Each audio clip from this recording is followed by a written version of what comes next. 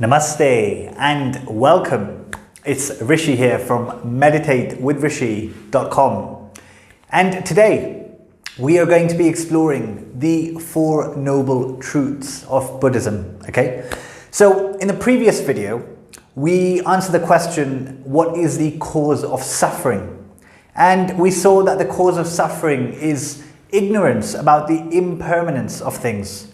So from there, the Buddha essentially went on to answer the other questions that we're trying to answer, which is how do we become free of suffering and what is the nature of the self. So this is what we'll be covering in the next few videos.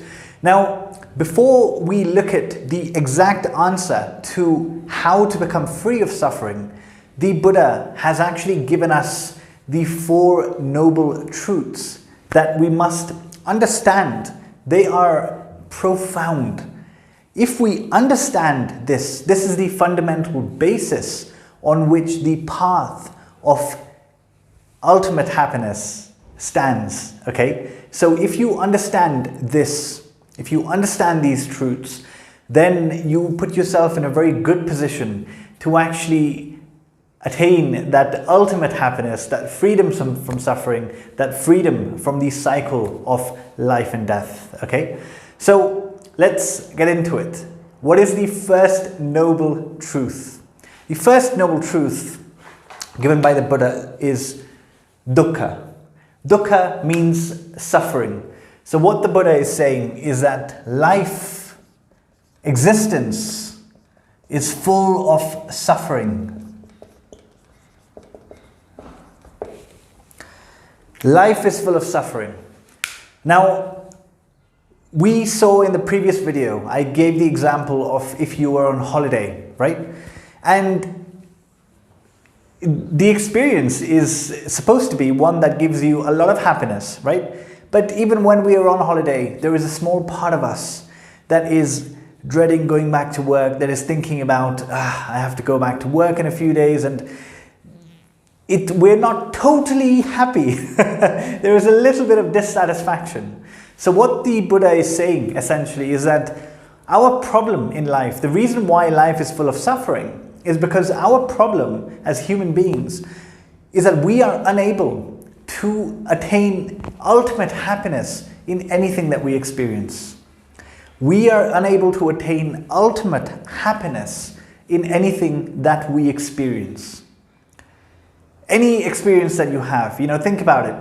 The holiday that you're on, you post the photos on Facebook and Instagram, and your friends, to your friends it looks like you are having a blast, an amazing time. They feel they feel jealous, they feel envy that I want that.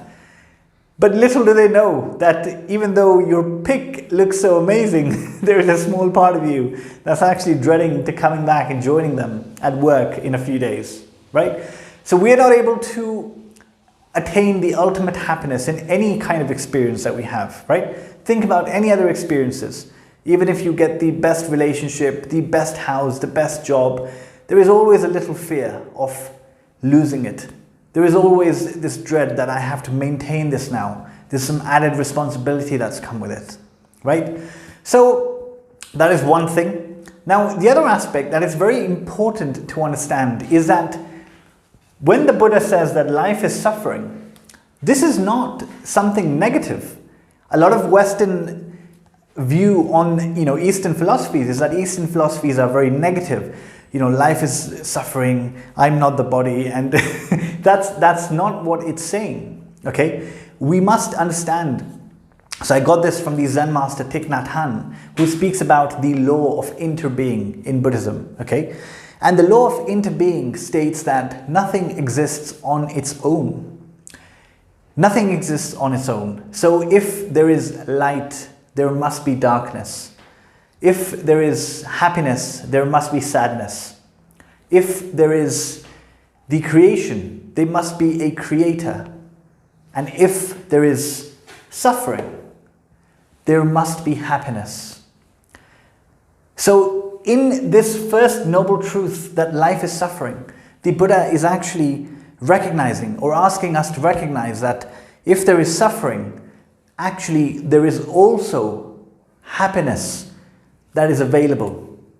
Okay? So this is very important to understand, and we'll come back to this a bit later on.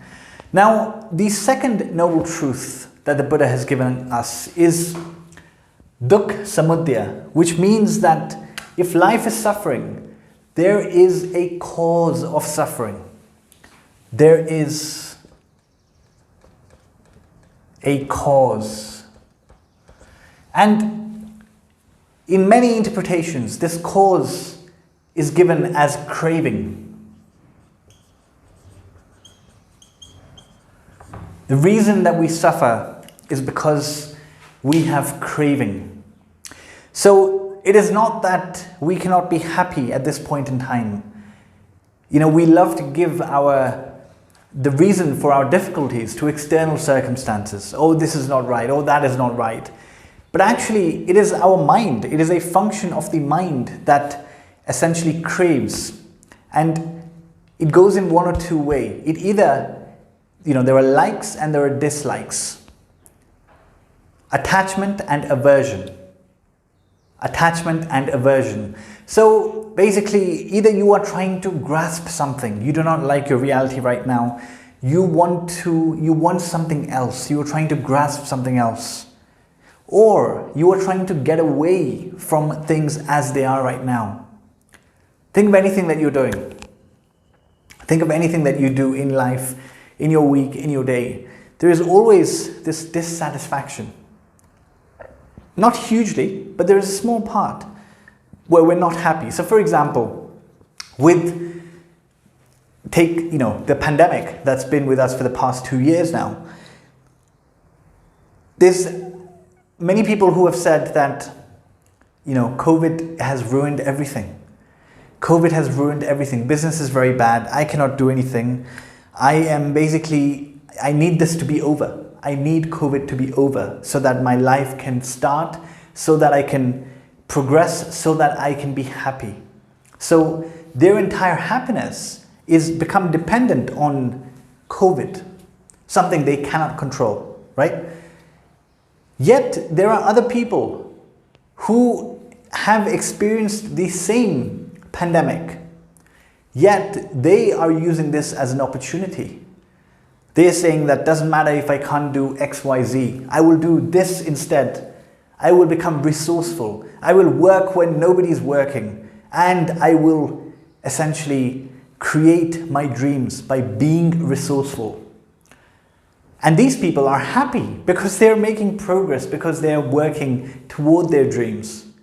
So it is not about the situation. It is because of our mind either having an attachment or an aversion to the situation. In the case of COVID, it is an aversion to the situation.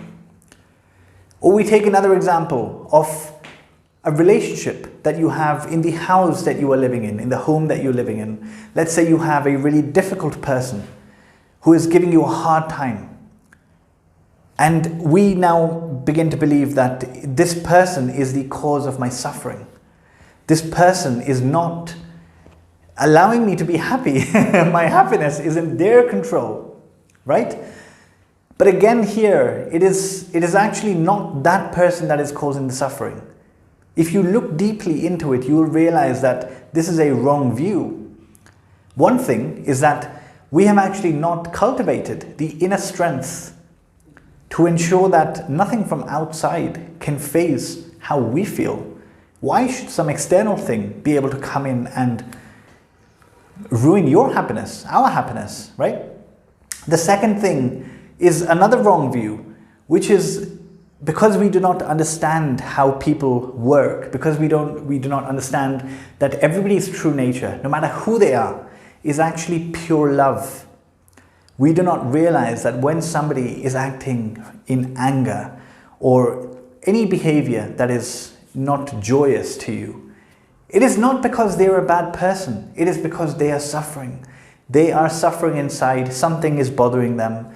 And what this person needs more than anything is actually love. They need love the moment that you give them love. If you make a decision that I will not let their anger disturb my happiness, instead, I will rise above and I will shower them with love for the next 1 month, 3 months, 6 months, there is a very high chance that that relationship will change, and it will change for good, because unconditional love gets unconditional love in return. Okay, so coming back to the Four Noble Truths, the second noble truth is that there is a cause for your suffering. And that cause, more than likely, is not actually outside of you. It is within you. It is the play of your own mind in how you are viewing things around you. So anytime that you are in any situation, try to avoid the attachment, trying to grasp, or the avoidance of the situation. Happiness is actually accepting things as they are and living in the present. Now, I appreciate that may sound, how do I do that, right? And that is why we are coming to the actual path of doing that, okay? So the third noble truth is Dukh Nirodha. This means that Nirodha means to block. It means that we can block suffering. We can block suffering. It means that there is actually a way out of suffering. There is a path out of suffering. And this is possible. You remember from yoga philosophy, yoga was saying yogas chitta vritti nirodha, which means that yoga is blocking the modifications of the mind. Here the Buddha is saying that the modifications of your mind are causing this craving, causing this attachment and aversion. And it can be blocked. The cause of suffering can be blocked. Suffering itself can be blocked. And this is a truth that we must know. And how this helps us is knowing that no matter what your situation is right now, if you are suffering, you can get out of it. This can be blocked. You can attain the ultimate happiness. You can attain the highest ideal of human life. And the fourth noble truth is that Marg, there is a path. Marg means path. There is a path to happiness. There is a path to happiness. Now, if you just look at these step by step, the first one is saying that life is suffering, essentially. Okay? And life is suffering, which means that there must be happiness. This is being confirmed over here, that there is happiness, and there is actually a path to happiness. Now, it's important to understand that this path, which we will be discussing, is essentially the noble eightfold path that the Buddha has given. Very similar to Patanjali's 8 limbs of yoga. This is the Buddha's eightfold path, the noble eightfold path. And it starts with right view. Step number 1 on the eightfold path is right view. Okay? Having a right view of things, having a right view of the people around you, the world around you, and how to interpret things, essentially. So, if the path to happiness starts with right view, then this is also essentially a path. Suffering, right? If you can do something to be happy, if there is a path to happiness, then to suffer, you must have also done something, right?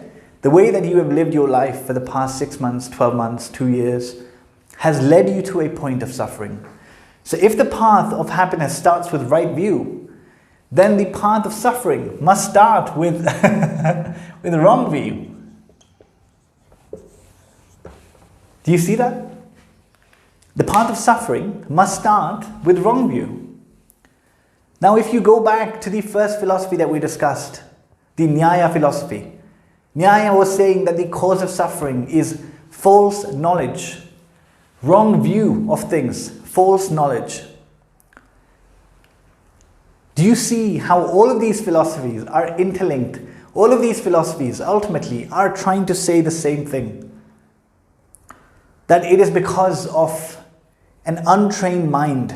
Is it because of false knowledge, of ignorance of our true nature, of ignorance of how the world works, how the universe works, is why we suffer, essentially. And there is a way out of suffering. All these sages from all the religions have given a path. And you will see that the essence of these paths is very similar. If you look at the Patanjali's 8 limbs of yoga, if you look at the Noble Eightfold Path of Buddhism, you will see that they're very, very similar.